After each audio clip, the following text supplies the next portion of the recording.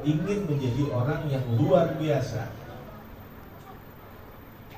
kita biasa banyak ngomong, maka kita tinggalkan kebiasaan banyak ngomong kecuali hal-hal yang bermanfaat.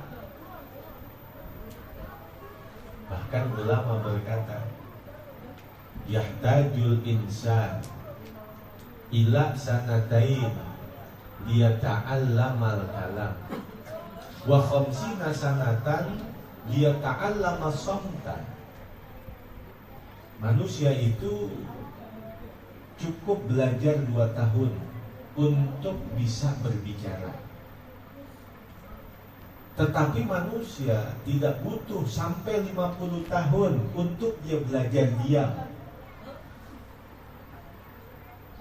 Anak-anak kita, dia bisa berbicara, itu proses belajarnya 2 tahun. Tapi terkadang manusia tidak butuh sampai 50 tahun untuk belajar diam. Setiap guru-guru yang hebat nggak mesti memiliki murid yang hebat. Tapi setiap murid yang hebat pasti dilahirkan dari seorang guru yang hebat.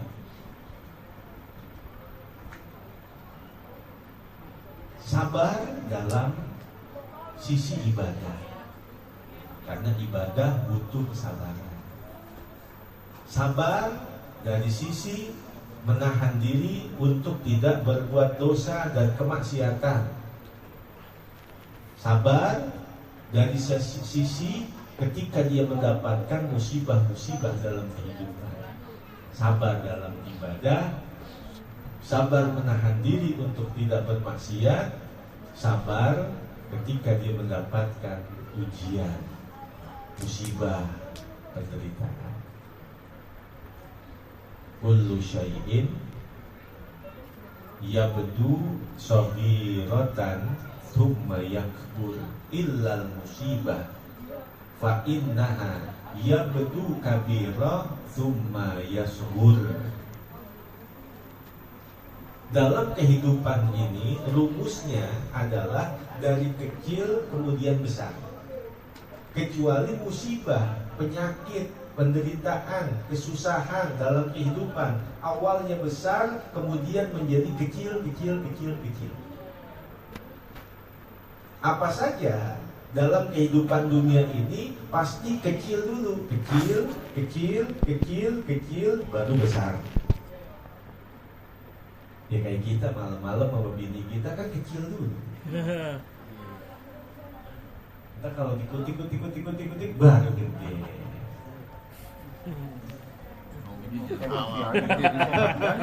Begeng. Anak kita kan kecil dulu, kecil, kemudian besar. Itu rumus dalam kehidupan dunia. Semuanya pasti berawal dari yang kecil kemudian menjadi besar. Tapi beda dengan musibah, beda dengan penyakit, beda dengan kesusahan, beda dengan penderitaan. Awalnya aja besar, kesono-sononya besar, kecil, hilang. Karena di mana-mana orang yang namanya nyesel pasti belakangan. Gak ada orang nyesel duluan. Satu-satunya orang nyesel duluan zaman dulu, waktu di Robatung ini masih banyak orang pada miara kebo. Jadi dia jalan 10 orang mau nonton layar tancap. Kata temennya, lu jalan dah duluan.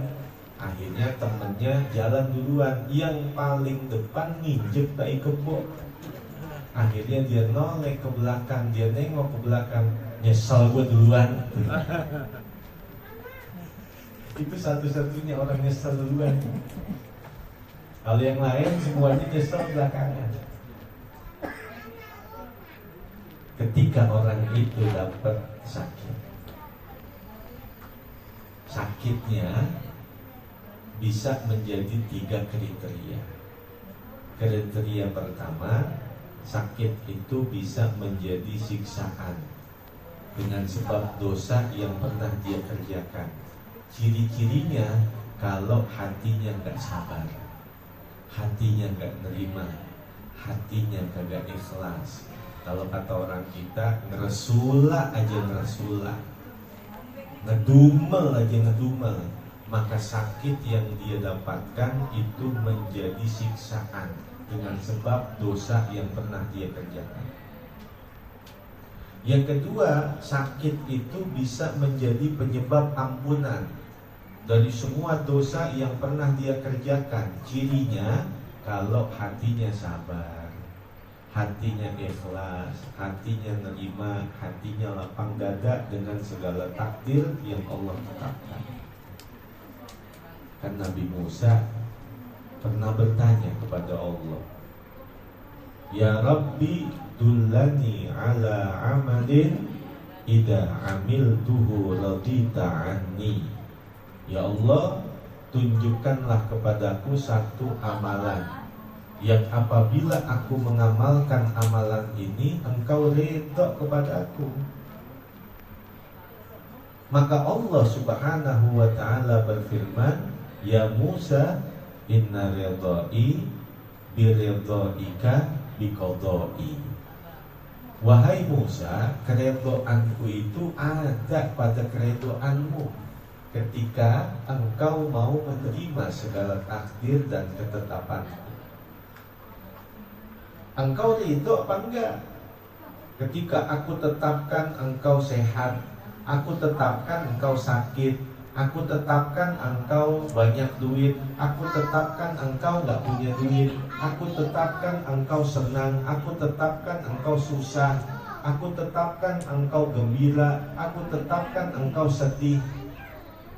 Segala ketetapan yang aku berikan kepadamu, seandainya engkau ridho, maka aku pun akan ridho kepadamu. Manusia kalau udah dapat ridhonya Allah, maka dia benar-benar sudah mendapatkan sorga sebelum sorga nanti di akhirat. Apalagi nanti sorganya Allah di akhirat. Kita kan sering doa tuh, Rabbana atina fid dunya hasanatan wa fil akhirati hasanatan wa qina adzabannar. Ya Allah, berikanlah kepada kami hasanatan fid dunya, kebaikan di dunia, wa hasanatan fil akhirah, dan kebaikan di akhirat. Apa makna hasanatan fid dunya? Kebaikan di dunia itu maknanya apa? Apakah kebaikan di dunia kita banyak duit, hartanya banyak, kontrakannya banyak, mobilnya banyak, rumahnya banyak, atau punya pangkat jabatan? Itu kebaikan dunia? Bukan. Hasanatan fid dunya dua perkara, yaitu bil ilmi wal ibadah.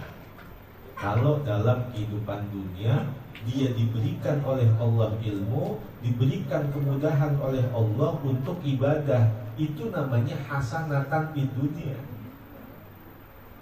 Sedangkan hasanatan fil akhirah, apa itu? Birridha wal jannah. Di akhirat dia dapat ridhonya Allah, dia dapat surganya Allah. Itu namanya hasanatan fid dunya. Karena siapapun yang dapat ridhonya Allah, jangankan ditaruh di surga, ditaruh di neraka, neraka jadi nikmat.